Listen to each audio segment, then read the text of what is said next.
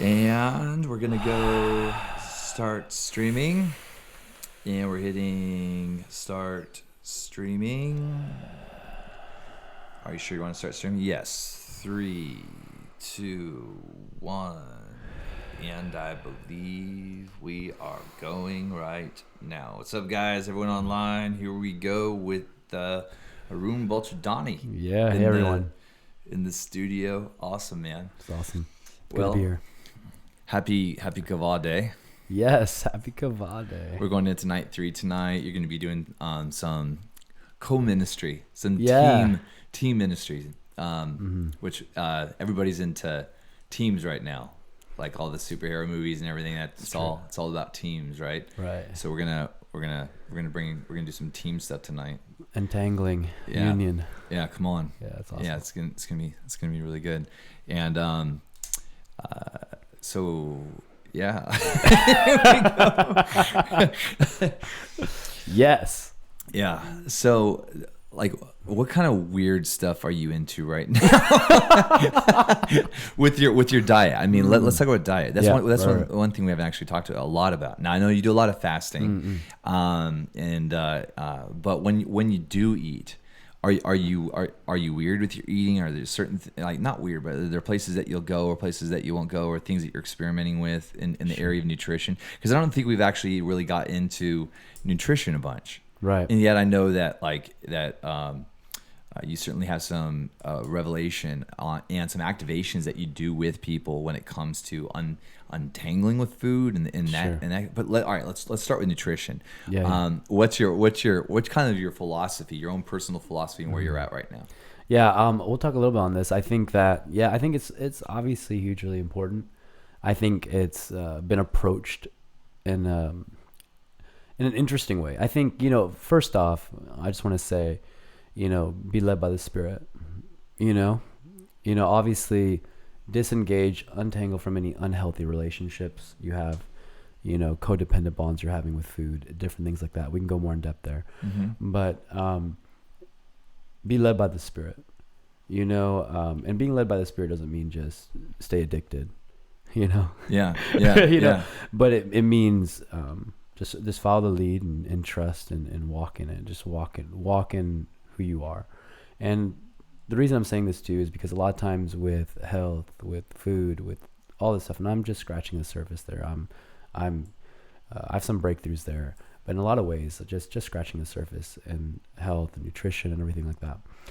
I think when I got really into it, which whomever is awesome, but I got really into it, and sometimes if you get too into it, or I've witnessed people, they become like mastered by it, right? So you can become mastered by the supplements you take, by the different nutrients. Mastered by like health consciousness? Yeah, right. Versus, and I think... It becomes like an addiction sort of, right?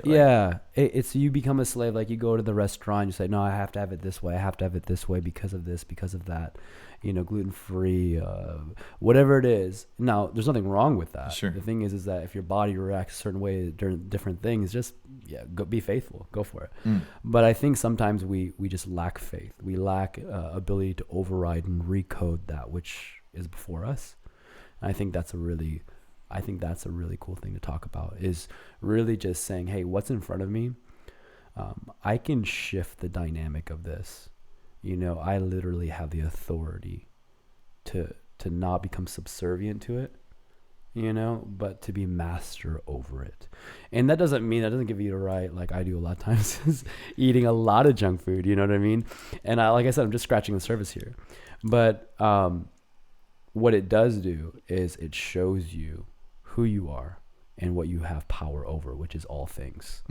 You know what I mean? And so I love to have like good coffee, and we talked about biohacking with good coffee before, and like the best bean, everything like that. And I've talked about health food and stuff like that. But I love when we're talking about coffee, you're like you're hand grinding your beans, right? Like you're boiling your water with like a magnifying glass over, you know. Like, I mean, you're going like you know. Yeah, praying in tongues over it. Yeah. But getting permission from the beans to grind them before. Hey, that's a good one. No, but I love my ice cream. I love having fun eating.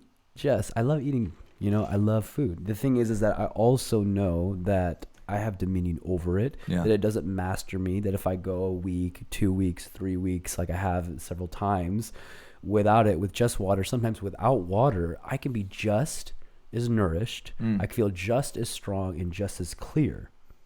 Yeah. And that's because I understand the dynamic that's, I think, much deeper than all this. Yeah. And we all understand this. We all know this. We all can resonate with our union, with our connection with the Creator.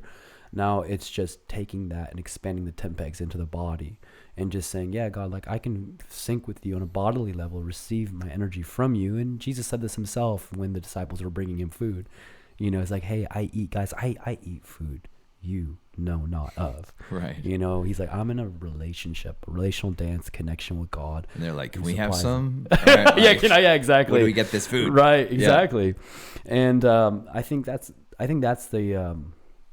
beyond nutrition. It's beyond supplementation and all that stuff. Nutrition, supplementation, all that stuff has its place. I do it. I love it.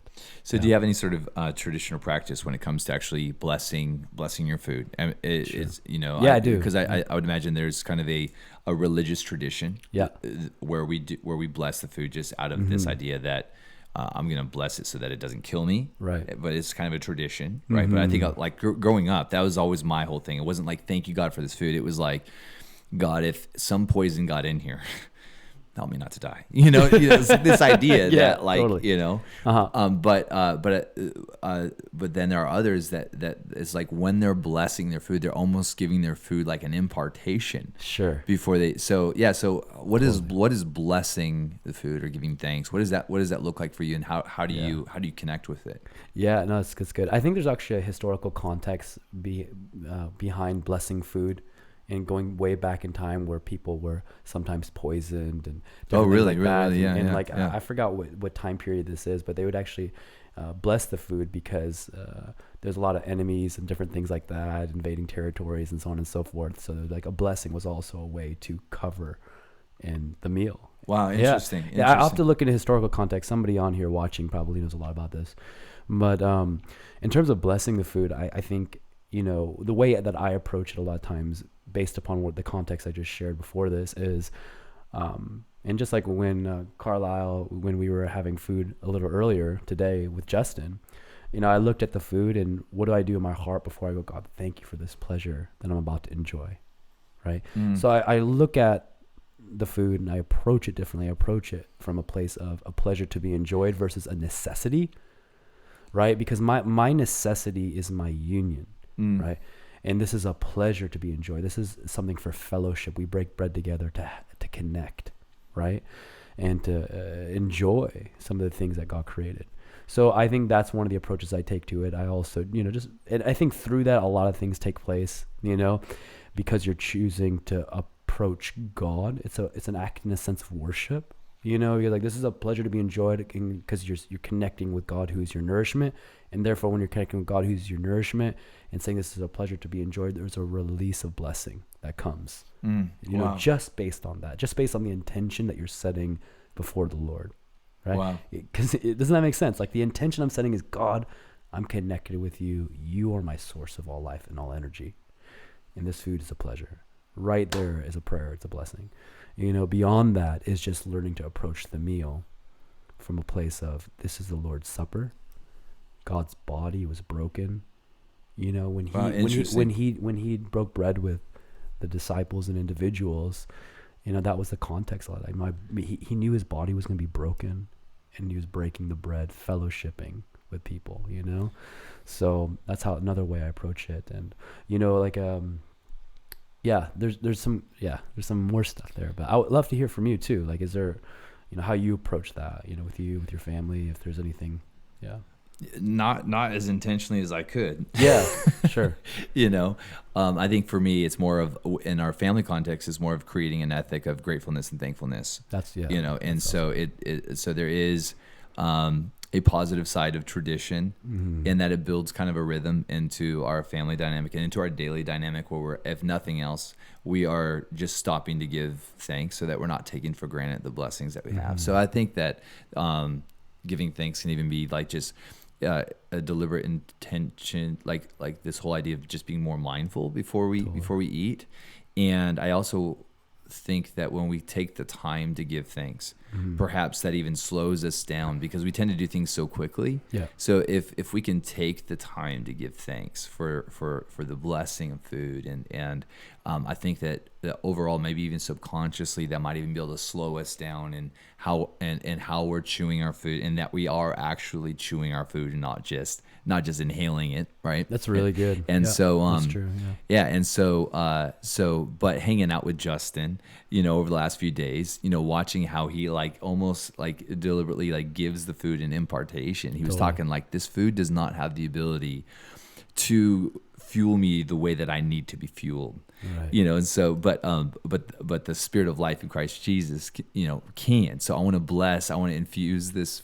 It is all my own word choice, right? Yeah. Justin has his own word choice, but I'm going to infuse this food with the energy that I need. Sure. So it's really, really interesting, and that's what I was wondering, kind of like just your own kind of approach to food and its role, and how we're engaging with it. But I also like what you were talking about as far as even just breaking out of the traditional context of communion and allowing our eating times to take us back to that moment of celebration, remembrance, and engaging with the body and blood of Jesus. I think that's really cool. Yeah, I think what you shared was key. Just gratitude and thankfulness. If we understand that everything is energy, and that we're shifting our environment, like we talked about at the conference, thankfulness and gratitude and joy and all this stuff shifts your attitude, your atmosphere, and your altitude, right? It changes the dynamic internally and externally. So as you begin to get thankful, as you begin to just bless the food in that way, just meditate around some of the good things that are going on, family, like you're saying in that context, you are reprogramming the energetic energy makeup of that food. Wow. Because it's all it's all that, yeah. right? So in a sense, you're blessing, and when you exercise patience, you're retraining your mind, because most of the time when people see food, if you just go and observe, food will get put in front of them and you just autopilot. But when you pull back and you just begin to be patient, you actually just look at it and you're like, this is awesome. Yeah. I'm excited to have this. Yeah. And you just begin to just wait a little bit and then approach it from that. It's a completely different dynamic. And I think I learned this even more too from Kirby and Fiona de Landerall, and in this area there, I think they're massive authority and living from the food now of, which we now know, which is our relationship with Christ, right? So yeah, there's so many different approaches here that we could take. Yeah. Absolutely. Yeah. And just kind of switching gears just a little bit. Whenever I've hung out around you and just kind of been with you, I definitely see a a discipline for community. And maybe discipline's not the right kind of thing, but I definitely you love to run with the tribe. Like we even have a tribe of friends in the room with us. Yeah. And I would love for you to kind of unpack that, Sure. the role of community in your life and what you feel like is. I know it's not a responsibility; it's a joy for you, right? Mm-hmm. To run with friends and just that place of impartation that comes through just hanging out and that kind of thing. Sure. But what do you think the importance is? What do you think the importance of community is just in your own life? Yeah, no, that's a really, really good question and very necessary. I think we all need to be surrounded by an incredible infrastructure, a circle of trust, family, friendship, connection. And I think that's the infrastructure for pioneering, and we need each other. We can't do this alone. Gone are the days of the lone wolf or the man of God. It's the God of man, as my friend would say. Amen. It's the God of man. And the thing is, it wasn't always natural for me. But I think God gave me grace and an impartation to desire that. Now I just desire to build with people, you know? And I love having my time just alone and just connection, but I know that Jesus demonstrated something that I believe, you know, he is, you know, he's the standard. Yeah. And he demonstrated friendship, connection, community, discipleship. You know, he ran with people, you know, and I think it's so important. I think, you know, one of the reasons why I know the realms, the cloud of witnesses and various other topics that realities in the heavenly family opened up to me is because I was a wise steward of relationships here. Wow. You know? Wow. And I think accountability, peers, people you're mentoring, people that are mentoring you, all that stuff, it just creates an infrastructure for health, longevity, life. Yeah. You know, we are one. We talked about this in the last video and podcast yesterday with Justin. It's like we are one. We're connected, and we need to start acting like it. You know, Tanner Krenz, Ian Graham, my fiance Carlisle. You know, right here, just sitting in the room. What's up, guys? Yeah.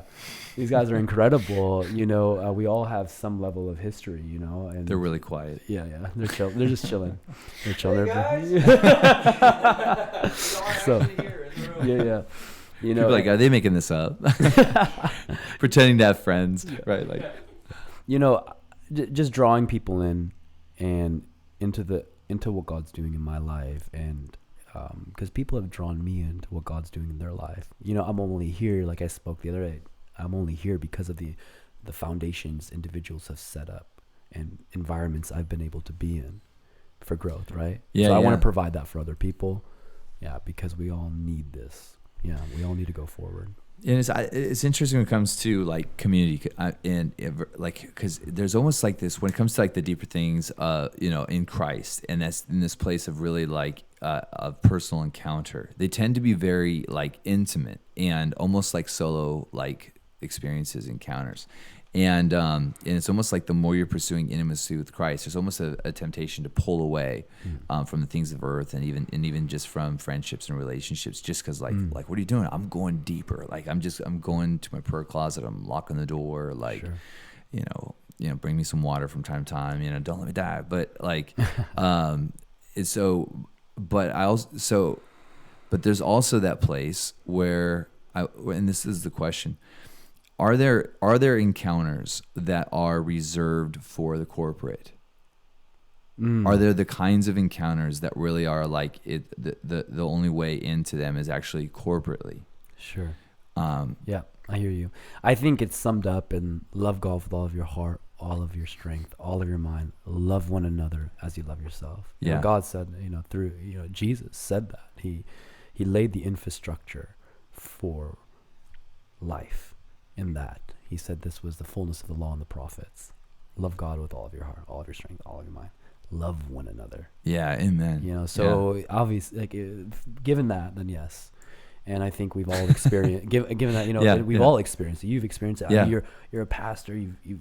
You've had the opportunity of leading such incredible corporate events and everything. And more than most, the blessing that comes when you corporately connect in with your Creator as a collective, and the blessing that comes from that versus is the blessing that just comes when you're just in your prayer closet or however you structure your alone time with God. Yeah, we know the richness in both situations. Yeah, absolutely. I think for me, oftentimes within that corporate place, though, like I get so pulled into the corporate. I get so pulled into just all the plethora of dynamics that I can't imagine what my mind must look like if you were to hook up a bunch of sensors to my brain during one of our events, because there's so many things, there's so much information that I'm taking in and discerning and kind of going over that oftentimes, like, even in that place of worship, like it takes radical intentionality to really connect with the Lord, because there's just so many distractions and so many things. So that's why I feel like for me, like the encounter in the secret place, like just Christ and just Jesus and I, and that's totally doable. But when it comes to really engaging heaven corporately, like these are the environments that we're creating. Right. But oftentimes I almost feel like it's really difficult to create the environment and also participate Sure. in the environment, which is why it's gonna be fun going to Pastor Sung's place when you guys are up there, because then I don't have to host. I like going to other people's parties, you know. When you're hosting a party, it's hard to enjoy the party, right? Totally. You know, because people making messes and stuff, you know, at your party. And you get to be, but you get to, on the other side, flip side, you get to be an eyewitness of people. You see it all the time. You watch and observe the people getting touched in a corporate setting, you know? Yeah. So you're like an eyewitness, you're like testifying of it, you know? So, but right on. I mean, corporate, there's definite blessing and a collective group of people coming together to pursue, you know, with the utmost focus and intensity, the one who created them.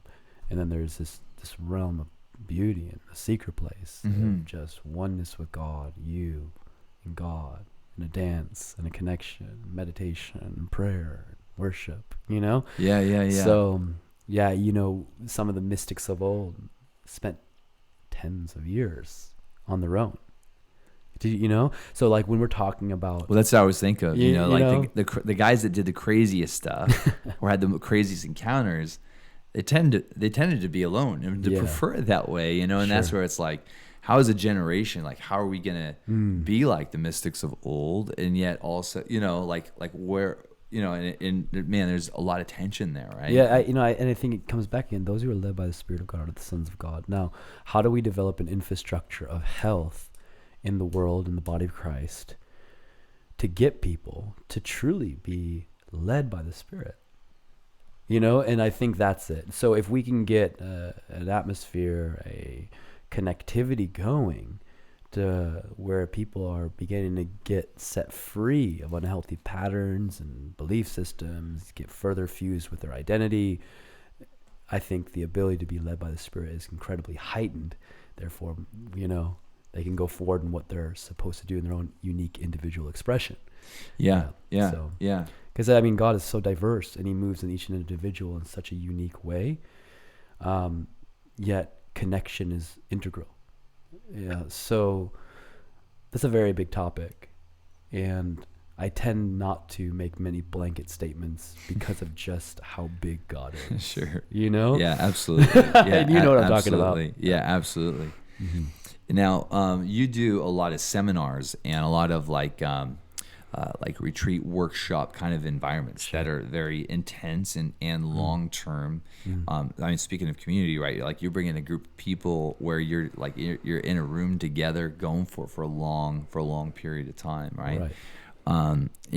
So you're leading these environments, and then but also coming and doing something like Kava, like what we're doing here, would be quite a bit different than like one of the workshop environments that you're leading. And I would imagine, you know, I haven't had the opportunity of doing one of your triune calibrations to do that. Triune recalibration. And I maybe I can explain a little bit behind why I use that lingo. Yeah, please. And then what I'd like to do is like kind of like contrast kind of like what you feel like your role is, like. Okay, sure. but why don't you explain what is it? Yeah, you know, I'll go into an aspect of it, and I think tonight we might share a little bit on some stuff at the meeting this evening, Kava, you know, at 7 p.m. One of the times when I was caught up into an encounter with the Lord, and by caught up meaning my heart was stirred, my emotions just began to get just well up, to connect with God in a way that I could truly have understanding. It was actually after a movie. I think it was after the movie X-Men, Logan. Logan. Yeah, anytime I see movies like just where people are in the know, and then there's like the status quo or the general populace, and then you have these people like Jason Bourne, or you have the Avengers, or you have X-Men Logan. Logan lived through so much, and you know, like he saw so much because he had everlasting, in a sense, he had an immortal life, right? Right. And so, anyways, that stirred up in me this desire. God, I want to know. God, I want to understand. God, I want to walk in fullness. You know, it just stirs stuff in me. Movies are just a profound way to move on the emotion. Yeah, absolutely.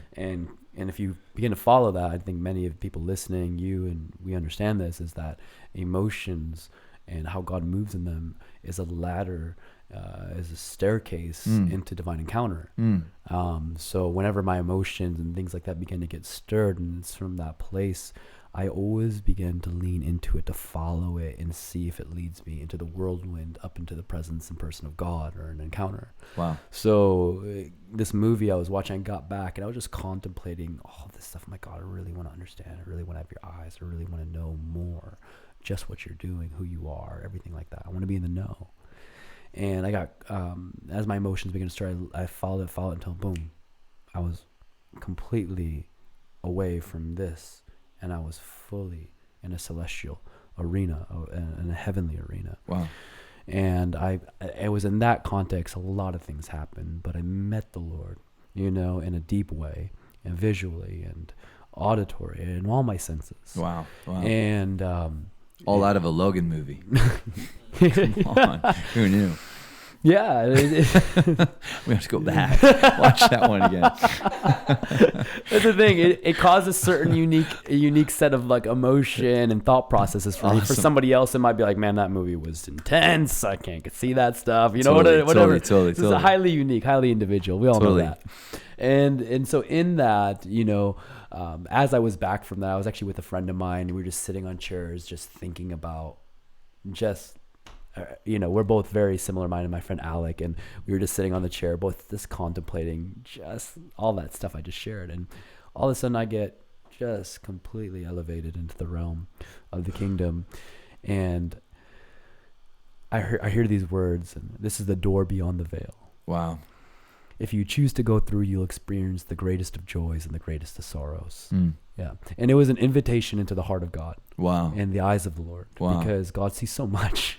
He sees everything. Yeah. He's a master over the universe of all timelines. He has to witness and see so much, and we have an invitation to stand in his counsel and all of that. And that's another topic, But when I came down from that encounter after having that experience, I literally was descending into the, from the outside the atmosphere of the earth, into the earth and the atmosphere of the earth, back into the region. Boom, I could see myself coming back in through the roof into my body. Wow. And as I was coming back in, I heard, you'll now undergo a 6-day recalibration. Wow. Yeah. Wow. And it was very specific. And it was very interesting because after that happened, I just started to feel these like surges of life and of energy, my relationship with God beginning to move through my nerves, my body. And that caused me to go on this journey of like limitless life, energy, wow. Wow. And it set in motion something called, Triune Recalibration, a recalibration, spirit, soul, and body to first love. And that just shifted everything. And I began to just do these workshops that you talked about. And the purpose is, as in the scripture, the word says, be preserved, be made flawless, spirit, soul, and body unto the coming of the Lord Jesus Christ. A complete triune recalibration unto first love. And it correlates right back with what we were sharing and talking about with fasting, or with learning to perceive your food a certain way in the right context, as you above it, not you underneath it, right? It's like, do I have a first love connection with God, spirit, soul, and body? Is my life based upon his energy, or is it based upon the energy of this food or this, that? Wow. Now Yeah. It's awesome. Guys, it's awesome. I love food. I love all that stuff, but I'm just saying we should get the record straight in the relationship in the right context. Yeah. Yeah, absolutely. So when you're hosting one of your own events versus coming in and kind of doing something like Kava, Sure. what do you how do you feel like your role is different in that place of kind of ministering within kind of a conference-y kind of gathering versus like more of an intensive kind of worship kind of gathering? Yeah, I'm learning. Yeah. I'm adapting. Yeah. I'm finding my flow in it all. Yeah. Practice in a sense makes perfect. Absolutely. So each time I understand how to contribute in an hour versus 12 or 24 hours like my workshop. Oh, wow. Yeah. You know what I mean? Yeah, actually. So, do you feel that tension, like that time tension, like when you're speaking, like I mean, because I can't even, like, for me, I can't even imagine doing like a 12-hour thing, right? Sure. like I would be like, wow, you guys still here? Like, how long is this? You know what I'm saying? Like, Yeah. I'm the master of 22 minutes, let alone, you know. They all have their purpose, man. They all have their on. purpose. You know, I think for me, it's just learning to speak more topically versus holistic, like everything. Yeah. You know? Yeah. Yeah. At first, I was like, I got to get this in, I got to get this in, I got to get this in, because if I don't get this in, then it's not properly representing who I am and what I carry. And then I'm like, no, just settle down. Just relax. Wow. You know? Wow. You can just share, like the other day, you can just share on this, and it'll be great. It'll be fun. It'll be awesome. And in the 12 hours or the 24-hour workshops, like, you know, Ian Graham has been there since the beginning of me doing public ones. Tanner has been there as of like this last year several times, helping me facilitate, you know, sound and leading people into realms. And, sweet. Carlisle was for the first one in January where I proposed to her, you know. And so it was awesome. I did it at a 12-hour, you know. And, you know, again, it's during the 12 and 24 hours, sure, I share, I'm the main voice and the lead and facilitating. However, I like to see myself more as a tour guide. I love to see myself more like that, because everyone's powerful. Everyone's a leader. I want to make sure everyone in the room can level up into that place where they're a leader and we're all doing this together, collaborating, conspiring together for breakthrough. Yeah. You know? And so I think that that's the foundation is love God with all of your heart, all of your strength, all of your mind. So 12, 24 hours, can you do that? Can you learn to look past your need for sleep, your need for food? Can you learn to receive your sustenance from the Lord, spirit, soul, and body, and reset, recalibrate, you know? And we go through different processes, exercises, and modals to get through a time of 12 or 24 hours, because, you know, people can get bored if you're just talking. So we do movement. We incorporate all types of different hacks, you know, from my background and the body and understanding that stuff to my understanding of the Word of God and how to really activate its power. We do quite a bit in that area. And again, the infrastructure is we're all leaders. And I love to hear from each person during the course of the time. Why? Because love God with all of your heart, all of your strength, all of your mind, love one another, and learn to love yourself, right? So we learn to love one another by hearing, even if it's small amount, hearing who they are, where they're coming from, why they're here, what they want to see in their life. And we all come in agreement in that over the course of 12 or 24 hours. And then we learn through the time to edify and build up ourselves in our most holy faith, right? So much of us give, and contribute, prophesy, all this stuff. We find ourselves burnt out. Are we edifying ourselves? Are we learning to build ourselves and make this vessel and infrastructure for the flow of the glory of God to move and to be sustaining? You know what I mean? I think that's something that may be an element that's sometimes missing. You know, another element that's missing is just being proactive. You know, faith without works is dead, and actually activating and moving and being fearless. So we understand there's, again, you know, we need to, you know what I mean? So there's just a lot there. But that's a little bit about it, you know. We can go more in depth in it, but really it's simple. It's simple. Love God with all of your heart, strength, mind. Learn to walk in this and embody this spirit, soul, and body in your whole triune nature. Yeah, it's awesome. It's super intense, man. 12 hours and 24. Yeah, I haven't done the 24-hour much as of late. I'm going to be resurrecting that soon. I think it's going to come in the next few months again. But you know what, man? From the reviews of the people who were at the 24-hour, I was in LA and I did it, and several people actually felt like it was like a getaway. Really? Yeah. It was so enjoyable because we take times of connection, little breaks, spurts. We keep things interesting, keep things lively. No matter what, you're going to deal with psychological and physiological triggers during that course of time. Yeah, but absolutely. That's the point. The point is to look at those in the face and to say, you know what?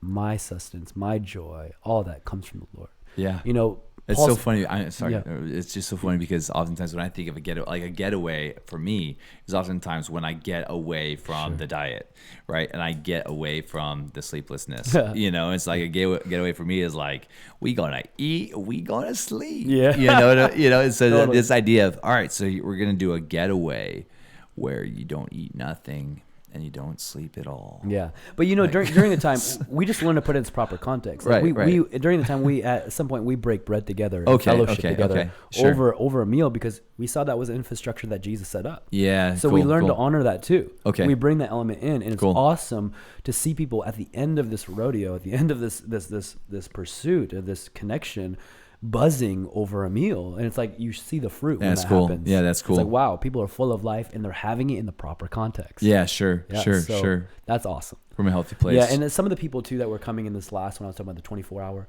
they're very busy in LA. Totally. So being able to listen to what I had to say and put their cell phone away, spend a day away from that, and to really be able to go deep in the mind, be transformed.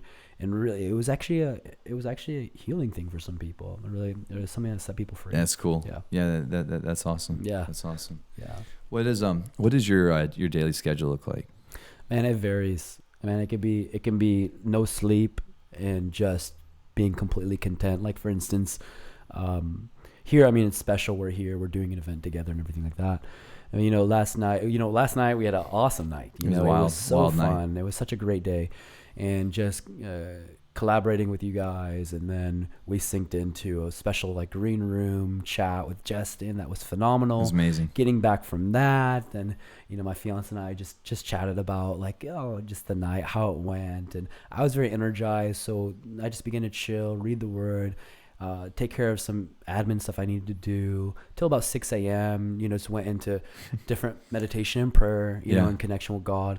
Around 6 a.m., I just was like, okay, I'm going to rest a little bit now. Rest until about 9:30, around that time. Wow. Got up, and we had a full day. We had a great day. Wow. So again, my life is highly. Yeah, I mean, you look rested. Yeah. You don't look like you went to bed at 6 a.m. and woke up at 9. Yeah. But I've shifted my psychology, my physiology followed as a result. Wow. So I can maybe be 3 days, without rest and look like this. Okay. Yeah.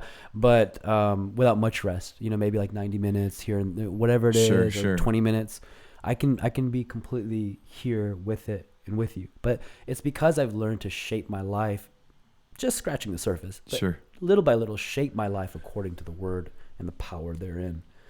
My life is very, very unique in its day to day because of how much I'm traveling, because of what I'm doing. Sometimes I could just be resting and just laying in bed for just from evening to, late morning to early afternoon, because I just want to just be in that place. Sometimes it just looks, like I said, 24 hours straight, Wow. I'm a big proponent of rest, the seat of rest, and I also understand that the seat of rest is a place of the most tremendous activity. Wow. So that's another huge topic, so you can't really pinpoint me on a day-to-day right now. Like the other day, for instance, I was up 24 hours, but what would somebody think typically? Like, I can't do anything too strenuous. But what did I do? I went and had an intense workout, tested my body. And what did I do? What was I doing by doing that? And I'm not telling anyone to do what I'm doing. Sure. This has been the lead of the Spirit, and that's the most important thing. Everyone will connect into divine life in a different way. What was I doing when I went that much time and decided that I was going to go have a heavy workout and get in the sauna and all that? I was saying, you know what? I got to lock down in my body just how much it can be sustained, energized, and fueled by the Spirit of God. Yeah. That I don't have to have this level of rest to interact with this level of activity. Right. Now, I understand the regenerative stuff that happens when you rest, the physiology, the importance of sleep. I really do. I think it's some of the processes that take place in the body during sleep are highly, highly important. And so I encourage everyone, get good rest. Sure. The thing is that the prime mode and focal point of rest and sleep, I believe, is much different than what we've carved it out to be. Individuals like my spiritual father, Ian Clayton, or others would talk about how the night is a place of the night watch. It's not staying up and praying. It's about learning to sink in a realm of relationship with God that elevates you into a place of connection with God where you're coherent, conscious, and collaborating with God in the realm of the kingdom while your body's at rest. David talked about this, you know, my heart be awake while my body's at rest, God, you know? So do you feel like you're actually kind of waking up at night? Yeah. Does that make sense? Like, Yeah, totally. There's a part of you that wakes up and, Absolutely. and begins to see. Mm-hmm.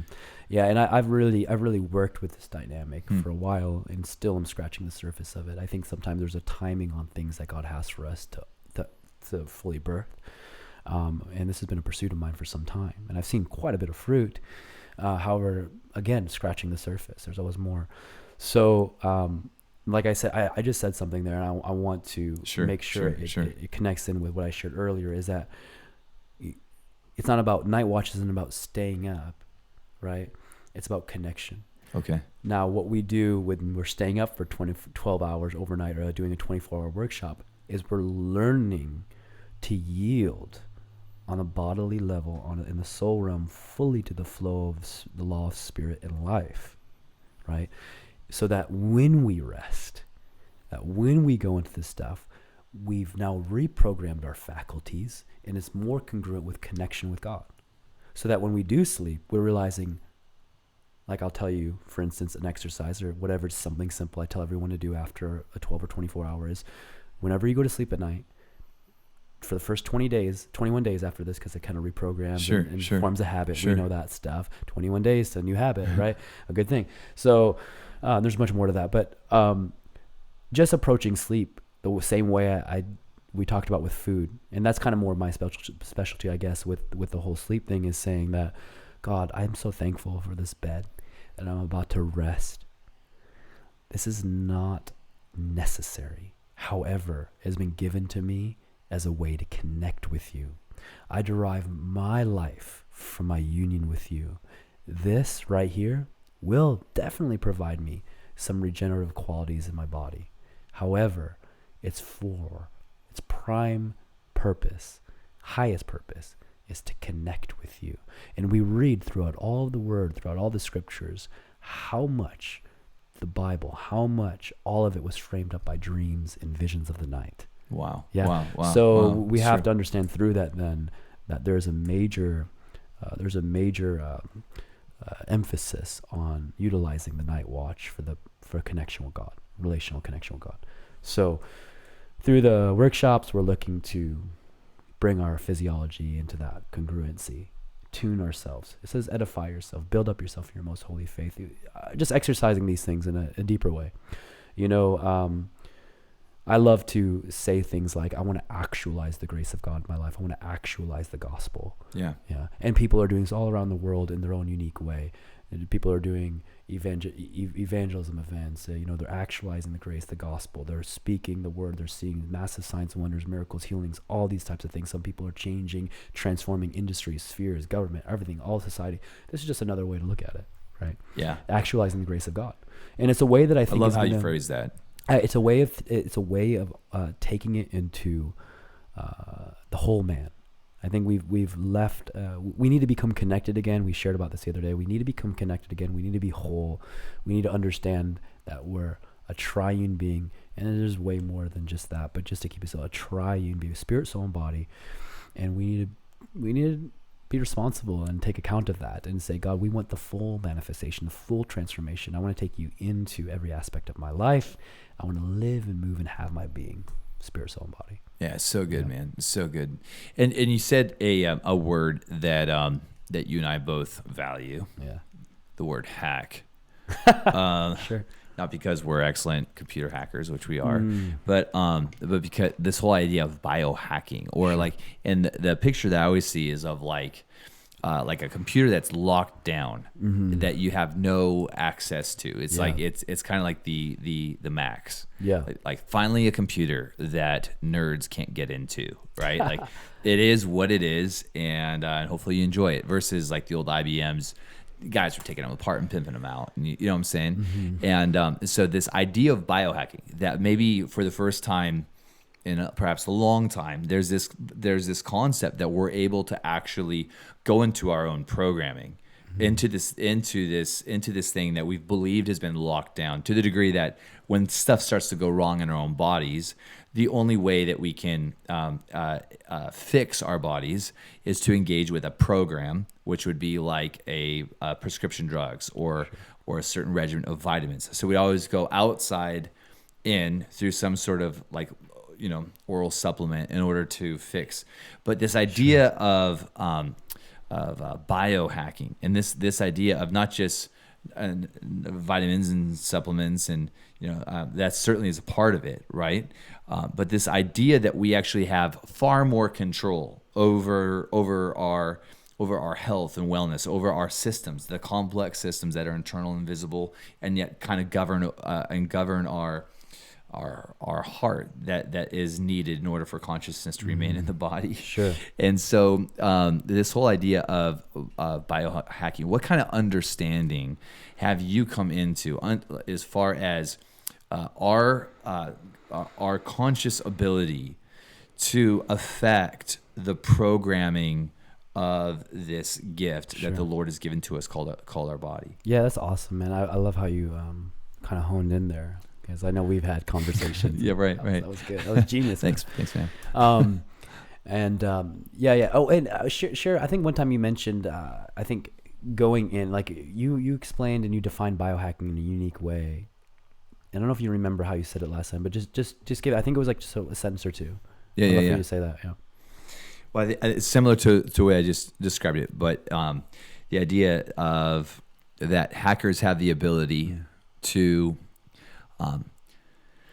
Oh man, how did I say it? It was perfect, But the idea that hackers have the ability to go into something not through the front door, but that hackers have the ability to come into a structure through the back door, through the back window, that they can access something that is normally not necessarily accessible, and they enter it through an unconventional method by which they're able to adapt it to serve the function that they would like it to serve. Sure. And so that's good. That's which is why there's like this idea of like jailbreaking, like that's associated, like hacking is usually always negative, which is why it's interesting when it comes to biohacking. There's not this negative connotation. Like it's the one kind of hacking that's legal and profitable. Sure. It's it's interesting, for believers, in Jesus, the ultimate biohack is communion. The ultimate biohack is the Lord's Supper. Yeah. If we choose to see it the way that it's written. Yeah. He who eats of my flesh and drinks my blood shall live forever. And so we have to begin to see that as fact, as reality, as truth. It's the greatest supplement ever. It's the greatest reality ever. Yeah, so good. Absolutely. And that's the standard. That's one of the things that we're called to partake of. That was one of the things we were told to do, right? As well. Yeah, absolutely. Yeah. So we can go do this often. Yeah, right? Exactly. In remembrance of, And so remembrance, think about that. Remember.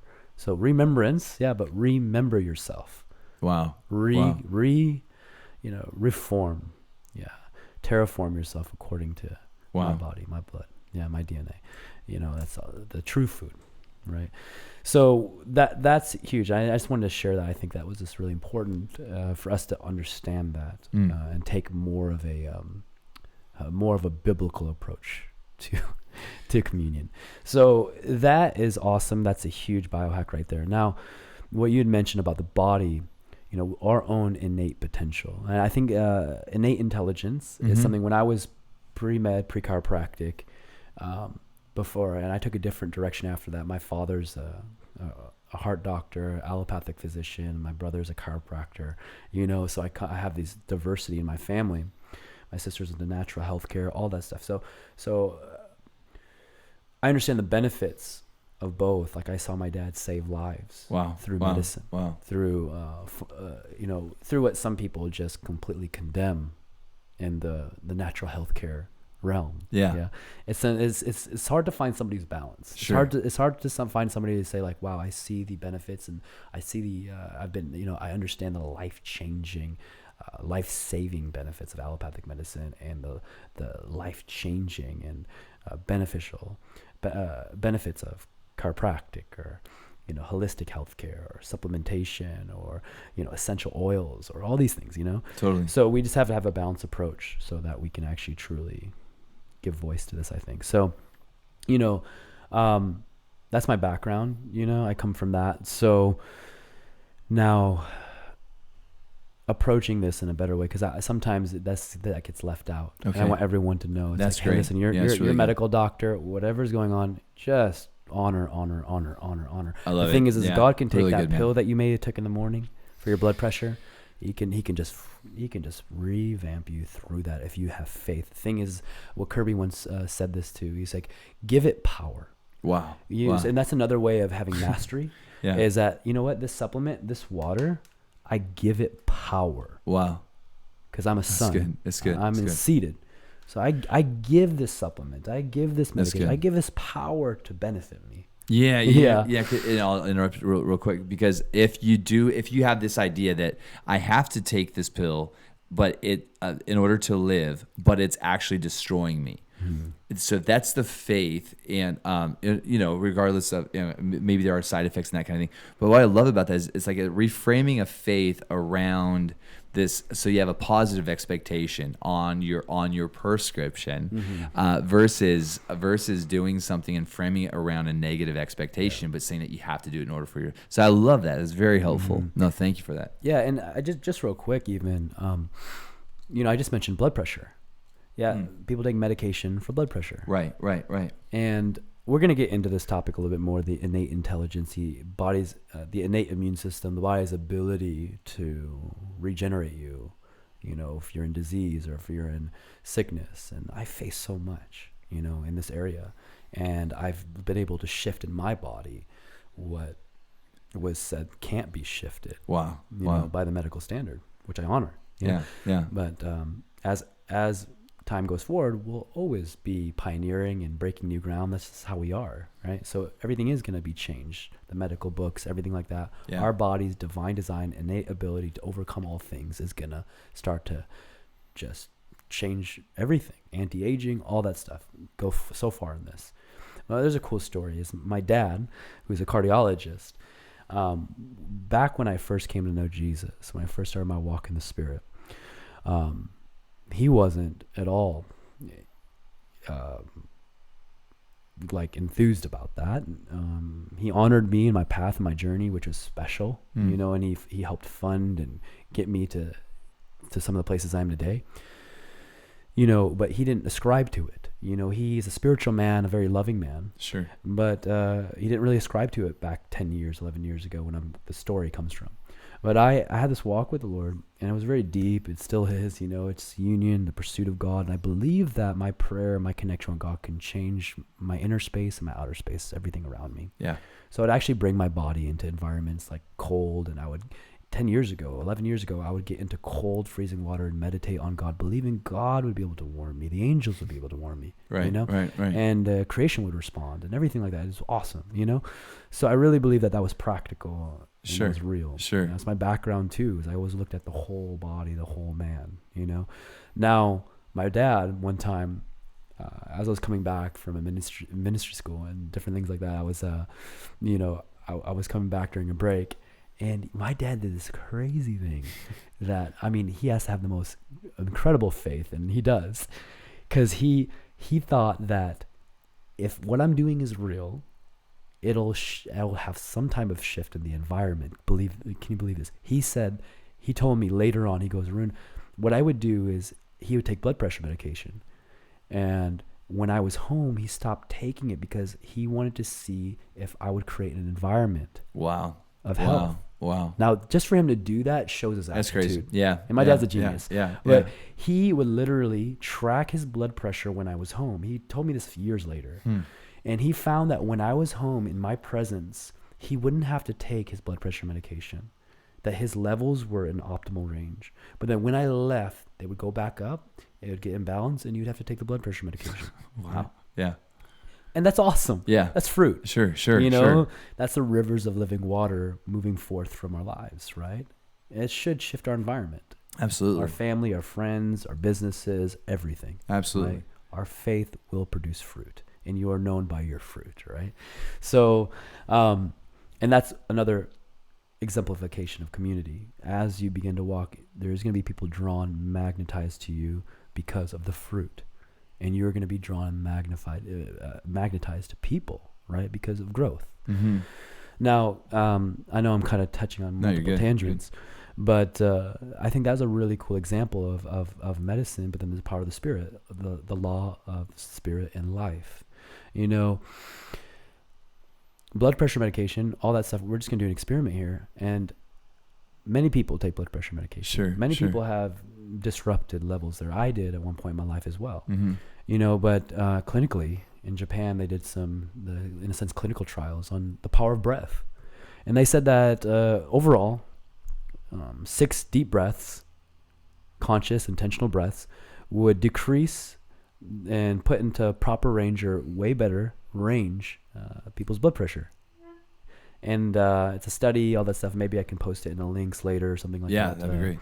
But everyone just even take a second. We're gonna do. It was 6 breaths. Yeah. So everyone just rest, right? And a lot of times we breathe very shallow. Right. Just breathe from our chest, like shallow, right? And therefore we don't access some of the body's capability to heal itself. It's kind of interesting. Yeah, that is. Breath is so powerful, and just like any other faculty, we've been given to it as a gift from our Creator. Like we breathe all the time. But did we know that within breath, within its power, is an ability to revamp and reset your body to begin to heal itself more optimally? Wow. And this is a whole other topic, but we'll touch on it. Sure. And that's innate intelligence, your body's own ability to heal itself, right? And regulate. So we all know that when stressed out or something happens, sometimes we'll take a deep breath. Mm-hmm. We'll gasp for air. That's the body's ability right there to manage stress. So you get in a stressful environment, your breathing changes. Sometimes, you know, I was in the car with my dad recently, and I made like a U-turn, and there was traffic, and he's like, he took a deep breath in, right? As a reaction to a stressor. Isn't that cool? So what happened was he was a stress, but his body said, whoa, you're stressed out right now. I'm going to take a deep breath in to regulate the stress response. Wow. Yeah. So that does all types of things if you look at the physiology, you know. But if you just take right now, just take a check of you, just, you know, wherever you're at, wherever you're listening, you know, you guys are sitting on the couch, we're just sitting, just relax, just get in a relaxed position, and just put your hand on your stomach. Take a deep breath in, and then you can see, are you breathing? Are you breathing from the diaphragm, the lower abdomen? Awesome if you are. If not, breathe lower, breathe deeper. Now put your hand on your chest. And as you're breathing in deep here, and you see your lower stomach, your diaphragm expanding, bring it up towards your chest, where your lungs are, everything like that, and just stack your breath upwards to your head. Now just do 6 breaths. Just go in, out, in through your nose or mouth, doesn't matter. Deeply in,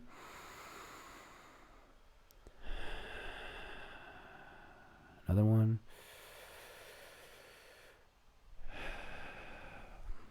take it in again,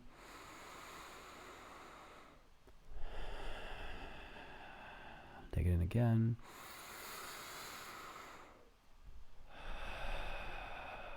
and again.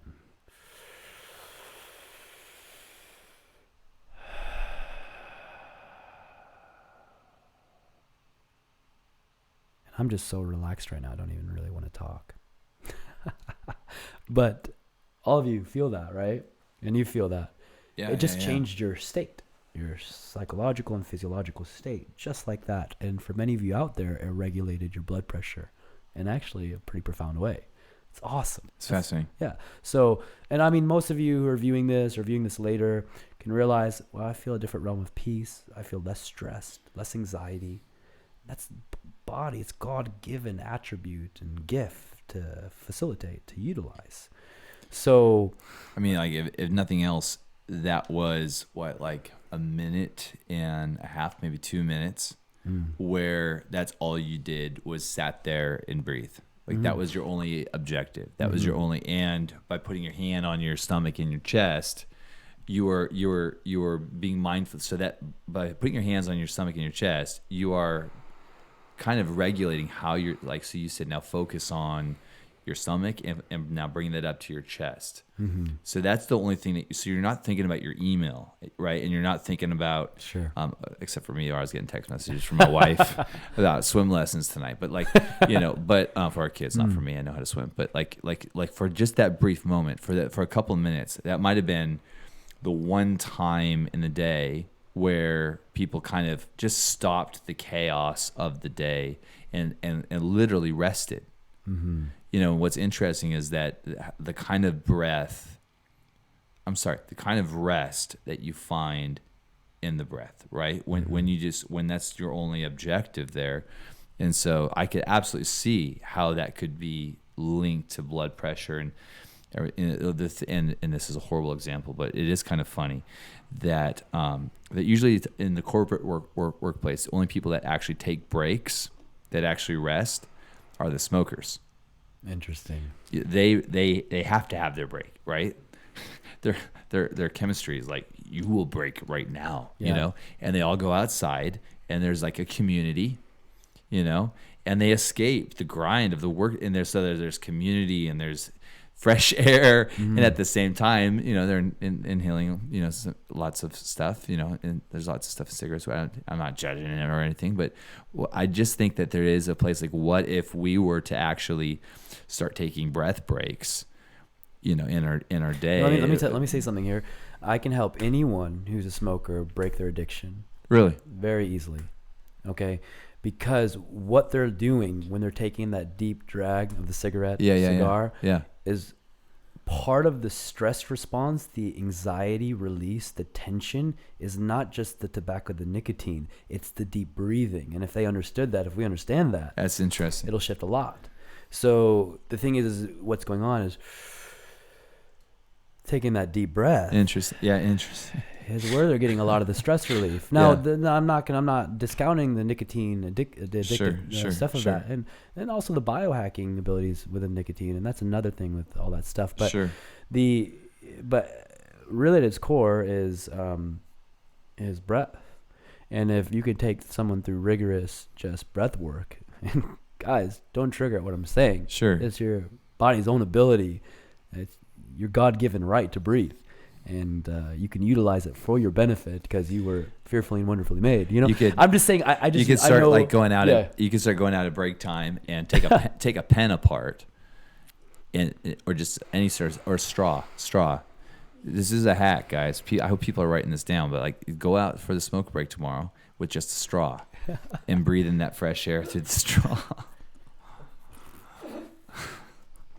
It is interesting. So the more you know, it's like a public service announcement. No, a lot of people can really benefit from just utilizing this God-given gift. Let me honor what you just said, because I don't want to pull anything away from my straw comment there, because there's so much much truth to what you were actually saying, and I think that there's just this place of we need to become way more disciplined in our rest, And you're hiding your chocolate bar from the camera.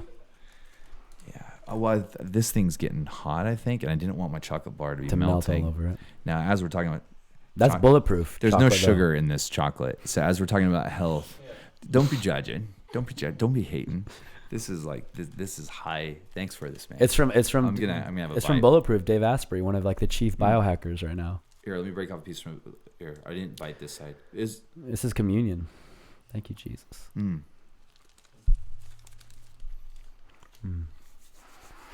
That's so good. That's ridiculously good. Yeah, sea salt.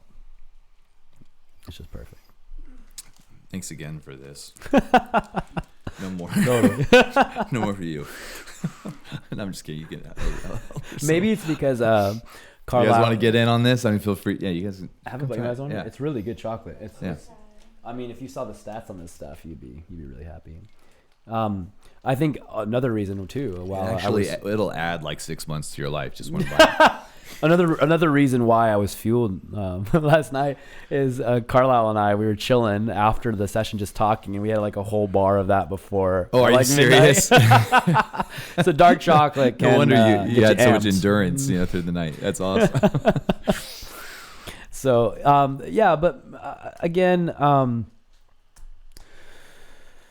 the body's ability, we have this innate intelligence, the body's ability to heal itself. I honor the medicine, everything. Guys, please continue to do so. It's awesome. Right now, we're at a certain point where God is really breathing on the whole man and revamping the whole body. The body of Christ, the body, your body, physical body, and the world at large, the face of the world. Everything is changing right now. It's true. And we can see it with anti-aging, with all this stuff happening in healthcare, technology, every industry. And it's everything is going and trending towards long life expansion, breakthroughs in energy, consciousness, and spirituality. Everyone's beginning to feel and partner with this reality of life and life more abundantly. The whole world, the cosmos. So I think we went in there. I think we went there on that question.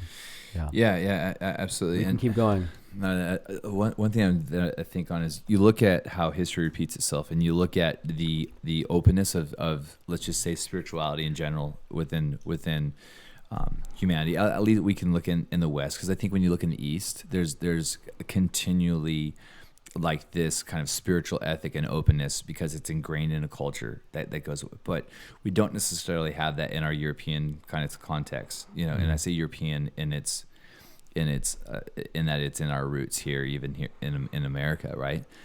So we see this awakening that tends to be connected even to the East, and we see, especially being in Seattle, the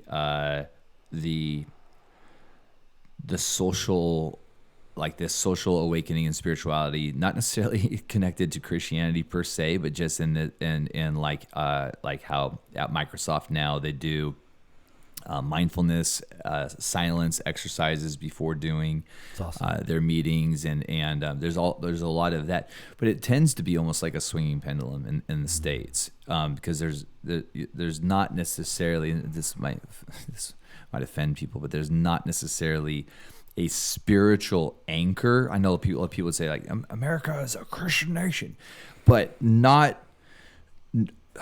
It's different than it is in the East, in a lot of the Eastern countries and stuff. There's that our spirituality tends to not be the anchor of our. So what I'm saying is that we tend to see, when you look at the 60s and how it contrasts with the 80s.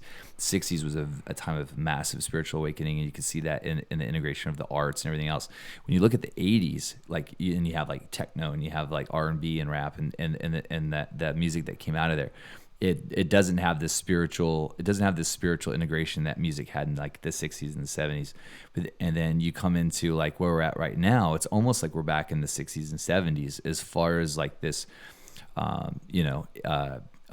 spiritual interweaving between the arts and practice, and so there's almost like this very strong humanistic to a spiritualistic pendulum swing, and it feels like that there is actually a lot of opportunity right now for what you're doing in this taking advantage of the openness, right? But really in bringing people into the awareness of being created in the image and likeness of God, and the opportunity that's available when we through union with Christ. And I don't know if there's a question there as much as it is kind of this conversation of just how we tend to swing as a species from very kind of self-centric to this hope that there is more at work, totally, that transcends us. Yeah, no, it's good.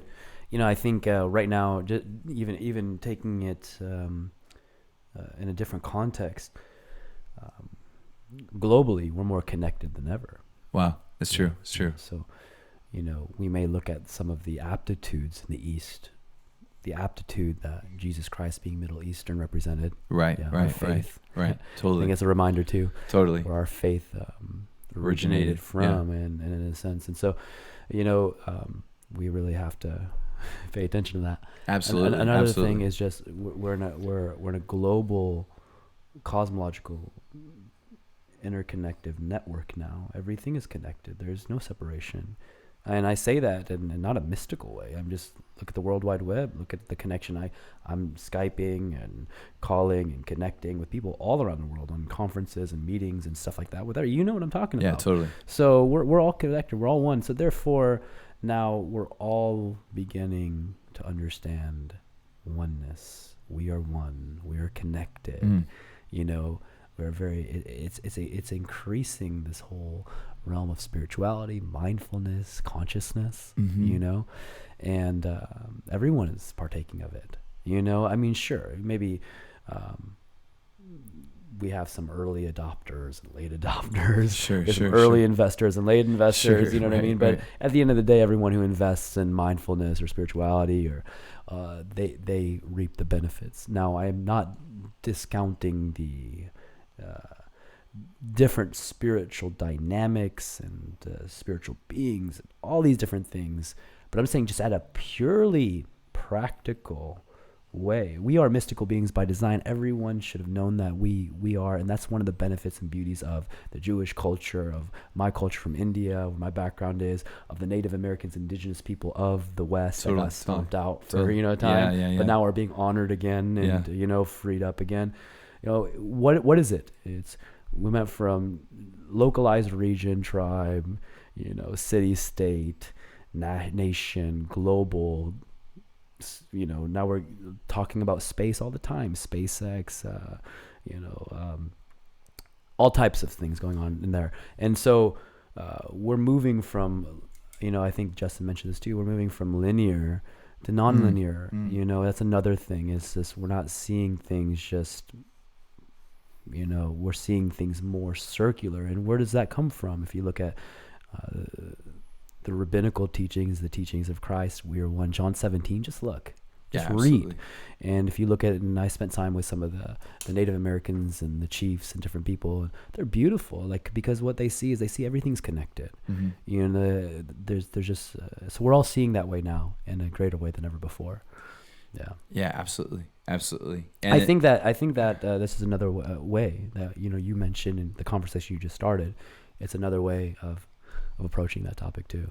Yeah, and it's also, and we're seeing the fruits of that within also just the church, and I say that capital C, right? In that I grew up, just being a pastor's kid and stuff, and going to different meetings, and my dad was in a denomination and everything, and there was just like a frequency of division and competition that framed a lot of stuff out. And not to say that there is no division or competition anymore, but the dynamic is radically different. For me, getting to pastor, and sure, there's still battles, but the battles are different. And when I see so being a pastor, right, and then interfacing with other pastors in different streams and other traditions, there just isn't that competitive spirit. There just isn't that. That's good. And I would imagine that it's different from region to region. But man, like, this is the region right where I grew up, and it's absolutely night and day. And so there really is an anointing, an oil of unity that's coming over humanity, and an honor, like this inherent childlike honor that is holding these greater themes of injustice, such as like racism and hatred and judgment. Like there are these. It just feels like that there's this childlike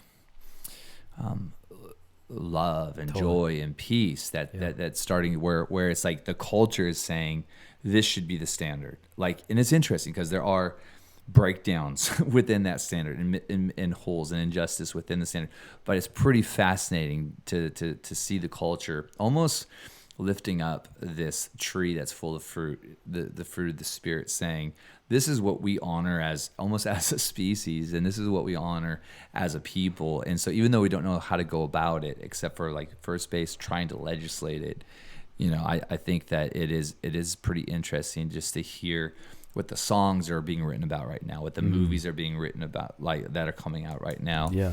And they're like that nobody's necessarily claiming to know how to go about that, but within the culture, I mean, yeah, sure, everybody's got their thing that they're fighting for, their thing that they think is going to be the thing that breaks this greater conversation open.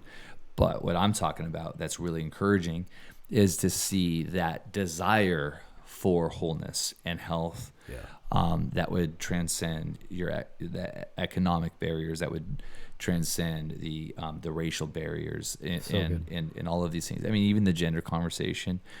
It's so important that we don't think that despite our understanding of biology and God's intent for both sexes to reveal the character and nature of God, it's so important that we don't take people's gender or whatever pronoun they're identifying with, that we're not using that as an excuse to dishonor them or to disqualify them from rights that every human should have.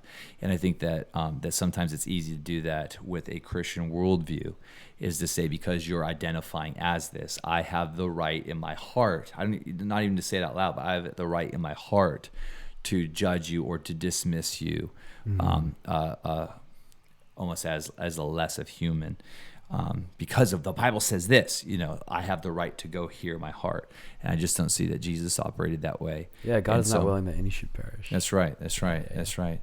Yeah, I think one of the things too is, I think we need to, a lot of times, we see things that are trending, mindfulness, meditation, those things are biblical. Meditation, mindfulness. Paul wrote most of the New Testament, and he was talking about being mindful, setting your mind on things above, right? So all this is awesome, and I think he hits on a lot. Paul hits on it a lot.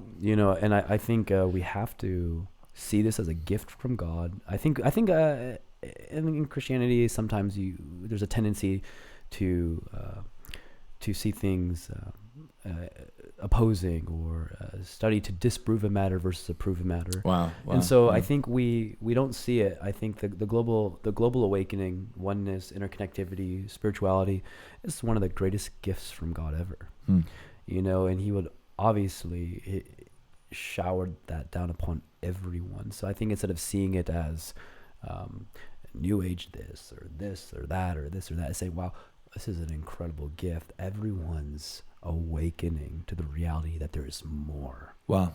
And if we begin to see it that way, I think we can really truly have greater influence. Yeah, absolutely. And greater conversations. Yeah, exactly. With people outside of our boxes and bubbles and understanding. Seek to understand. Yeah, absolutely. Yeah, that's good.